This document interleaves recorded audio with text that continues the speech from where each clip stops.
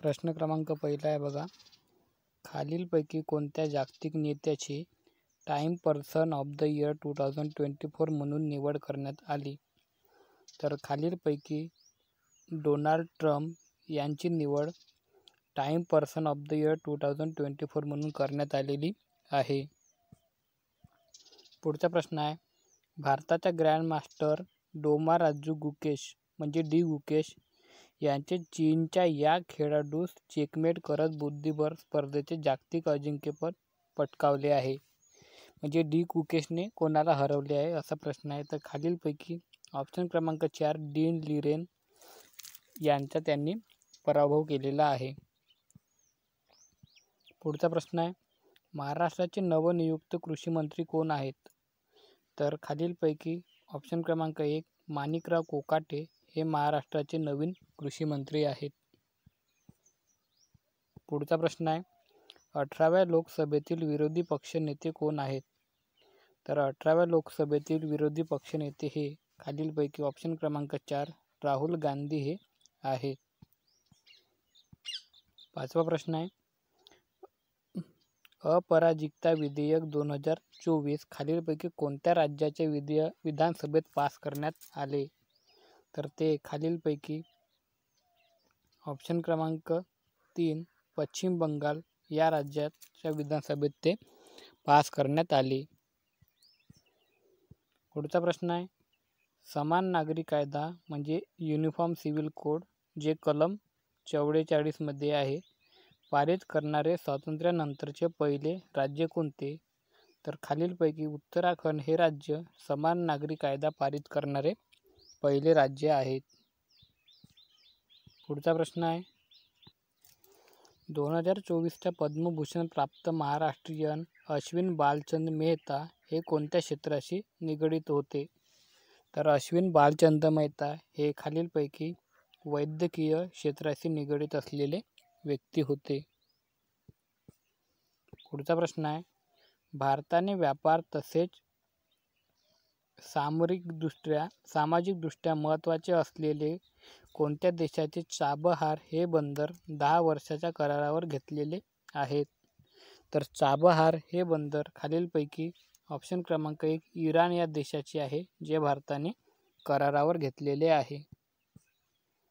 पुढचा प्रश्न आहे, अंतराळ स्थानकावर अडकलेले भारतीय वंशीय अंतराळवीर कोण? तर खालीलपैकी त्या सुनीता विल्यम्स आहे. पुढचा प्रश्न आहे, 2024 या वर्षी 50 वर्षे पूर्ण झालेल्या चिपको आंदोलनाचे जनक कोण आहेत? तर चिपको आंदोलनाचे जनक खालीलपैकी ऑप्शन क्रमांक 2 सुंदरलाल बहुगुणा हे होते. पुढील प्रश्न आहे, खालील 30वे भूदल प्रमुख कोण आहेत?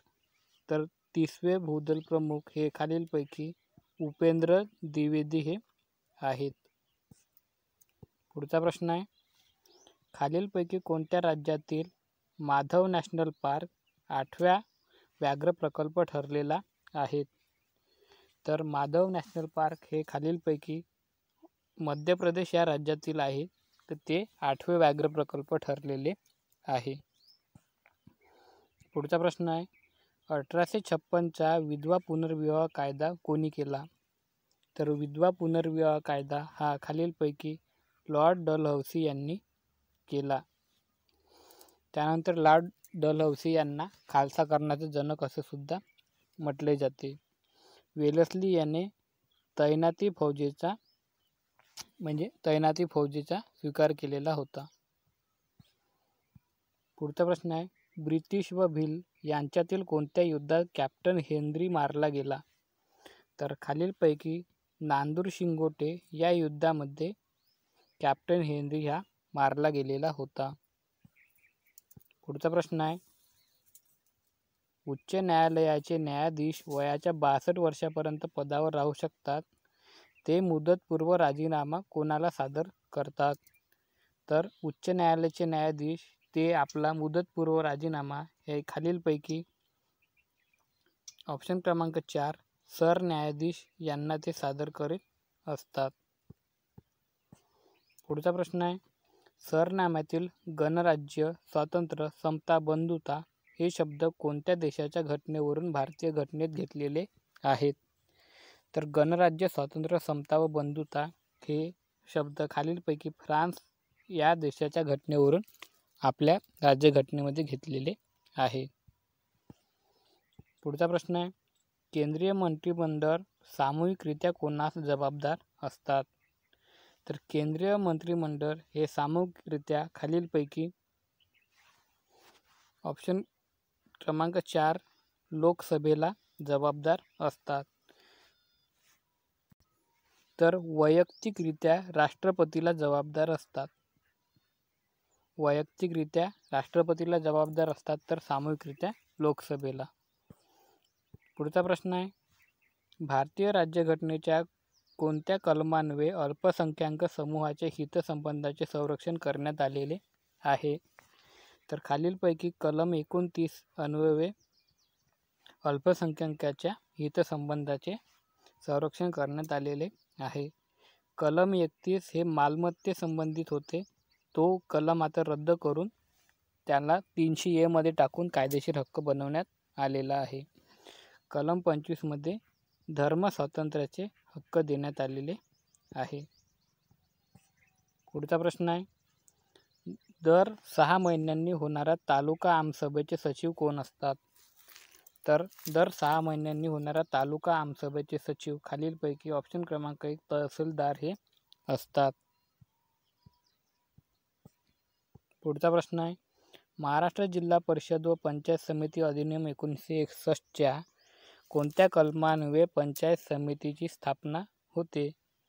तर पंचायत समितीची स्थापना ही खालीलपैकी कलम 56 महाराष्ट्र राज्य परिषद पंचायत समिती अधिनियम 2061 कलम 56 नुसार पंचायत समितीची स्थापना ही होत असते. पुढचा प्रश्न आहे, ग्रामपंचायतीचे उत्पन्न 25,000 रुपयेपेक्षा जास्त असेल तर हिशोब तपासणी करण्याचा अधिकार कोणाला असतो? तर तो खालीलपैकी ऑप्शन क्रमांक 2 लेखापाल यांना असतो. पुढचा प्रश्न आहे, द्विस्तरीय पंचायत राज व्यवस्थेची शिफारस कोणत्या व्यक्तीने खालीलपैकी कोणत्या समितीने केली? तर द्विस्तरीय पंचायत राजची शिफारस खालीलपैकी ऑप्शन क्रमांक 1 अशोक मेहता समितीने ही केलेली होती. पुढचा प्रश्न आहे, 1917 मध्ये कोठे भरलेल्या काँग्रेस अधिवेशनाच्या पहिल्या महिला अध्यक्षा ॲनी बेझंट बनलेल्या होत्या? तर खालीलपैकी कोलकाता अधिवेशनाच्या ज्या पहिल्या महिला अध्यक्षा ॲनी बेझंट ह्या 1917 मध्ये बनलेल्या होत्या. पुढचा प्रश्न आहे, भारत सरकारने ऑपरेशन विजय कशासाठी राबविलेले होते? तर ऑपरेशन विजय हे खालीलपैकी ऑप्शन क्रमांक 2 गोवा मुक्तीसाठी राबविलेले होते. पुढील प्रश्न आहे, हरिश्चंद्र बालाघाट डोंगर रांगामुळे कोणत्या नदीचे खोरे वेगळे झालेले आहे? तर हरिश्चंद्र बालाघाट या डोंगर रांगेमुळे खालीलपैकी ऑप्शन क्रमांक 4 गोदावरी व भीमा या नद्याचे खोरे हे वेगळे झालेले आहे. पुढचा प्रश्न आहे, येलदरी हे धरण परभणी जिल्ह्यातील कोणत्या नदीवर आहे? तर येलदरी हे धरण खालीलपैकी दक्षिण पूर्णा या नदीवर परभणी जिल्ह्यामध्ये आहे. पुढचा प्रश्न आहे, रायगड व पुणे हे प्रमुख मार्ग कोणत्या घाटाने जोडले आहेत?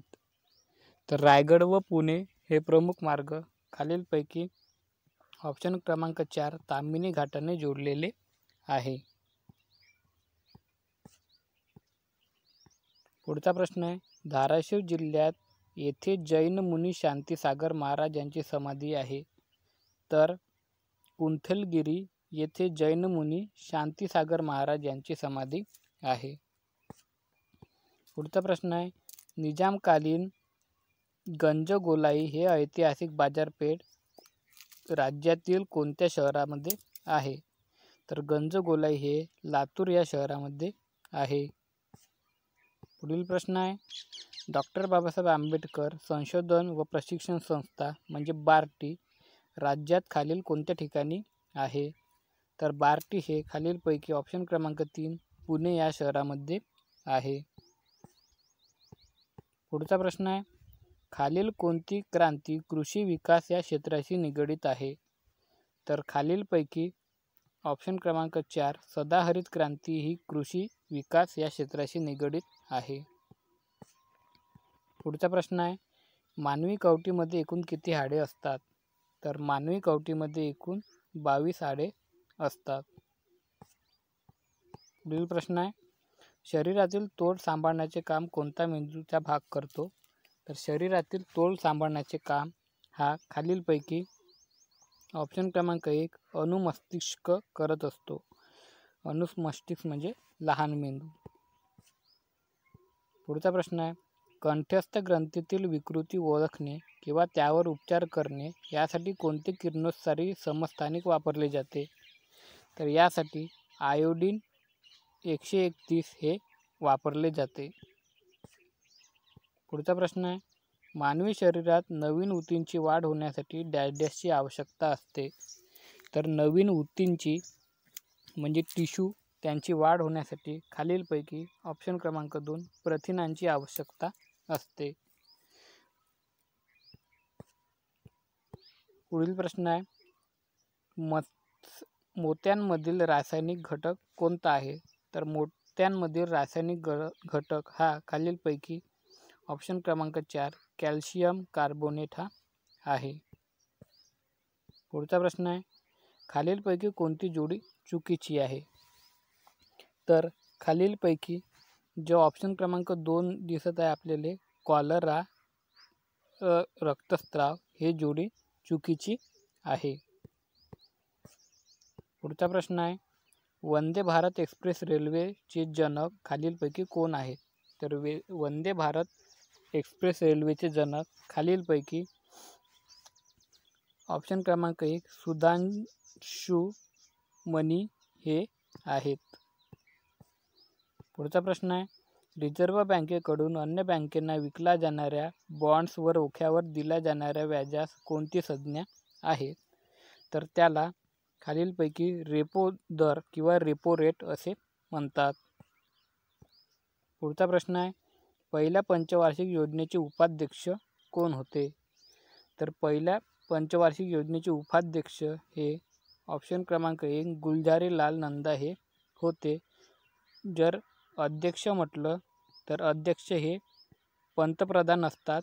तर त्या काळचे पंतप्रधान म्हणजे पंडित जवाहरलाल नेहरू हे अध्यक्ष होते.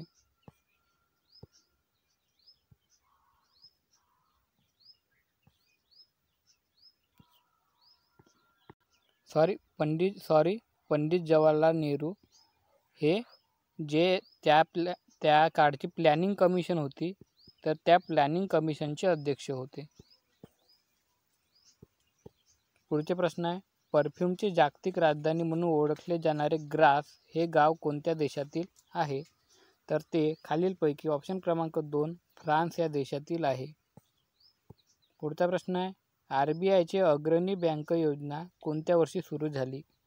तर ती 1969 या साली सुरू झाली. पुढचा प्रश्न आहे, जयप्रकाश नारायण विमानतळ देशातील कोणत्या शहरात आहेत? तर जयप्रकाश नारायण विमानतळ हे खालीलपैकी पाटणा या शहरामध्ये आहे. पुढचा प्रश्न आहे, देशभक्तीपर पहिला काव्यसंग्रह पत्री हा कोणाचा आहे? तर तो साने गुरुजी यांचा आहे.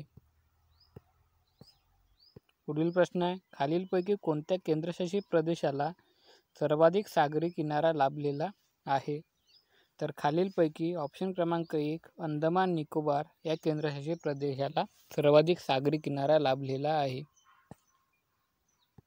पुढचा प्रश्न आहे, शिवरायांनी जमीन महसुलीची व्यवस्था लावण्याची जबाबदारी कोणत्या मंत्र्यावर सोपवली होती? तर त्यांनी ऑप्शन क्रमांक 4 अण्णाजी दत्तो यांच्याकडे ती जबाबदारी ही सोपवलेली होती. मित्रांनो, 75 वर्षे पूर्ण झाल्याबद्दल साजरा करण्याचा उत्सव यासाठी कोणता शब्द वापरला जातो? तर याचे उत्तर तुम्हाला कमेंटमध्ये द्यायचे आहे. तर मित्रांनो, व्हिडिओ आवडल्यास व्हिडिओ लाईक करा, आपल्या मित्रांपर्यंत शेअर करा व चॅनलला सबस्क्राईब करा. थँक्यू.